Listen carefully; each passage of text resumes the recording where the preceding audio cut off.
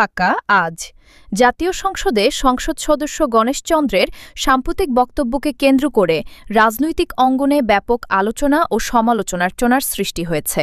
গতকাল সংসদের অধিবেশনে তিনি একটি গুরুত্বপূর্ণ ইস্যু নিয়ে বক্তব্য প্রদান করেন, যা মুহূর্তেই সামাজিক যোগাযোগ মাধ্যম ও রাজনৈতিক মহলে ভাইরাল হয়ে পড়ে। বক্তব্যে গণেশ চন্দ্র দেশের বর্তমান পরিস্থিতি, উন্নয়ন পরিকল্পনা এবং বিরোধী দলের ভূমিকা নিয়ে সরাসরি মন্তব্য করেন। তার কথায়, দেশের উন্নয়নের ধারাকে বাধাগ্রস্ত করার জন্য একটি মহল সবসময় সক্রিয় রয়েছে, যা জাতির জন্য শুভ নয়। এই মন্তব্যের পরপরই সংসদকক্ষে কিছু সময়ের জন্য উত্তেজনা তৈরি হয় এবং বিরোধী দলের সদস্যরা প্রতিবাদ জানান।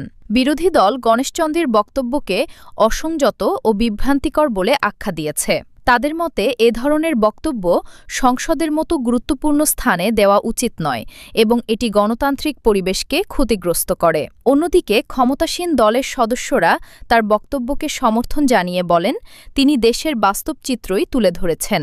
বিশ্লেষকরা মনে করছেন, এই বক্তব্য ভবিষ্যতে রাজনৈতিক অঙ্গনে আরও উত্তেজনা বাড়াতে পারে। ইতিমধ্যে বিভিন্ন টক শো ও অনলাইন প্ল্যাটফর্মে এ বিষয়টি নিয়ে ব্যাপক আলোচনা শুরু হয়েছে। এদিকে সাধারণ জনগণের মধ্যেও এ নিয়ে মিশ্র প্রতিক্রিয়া দেখা যাচ্ছে।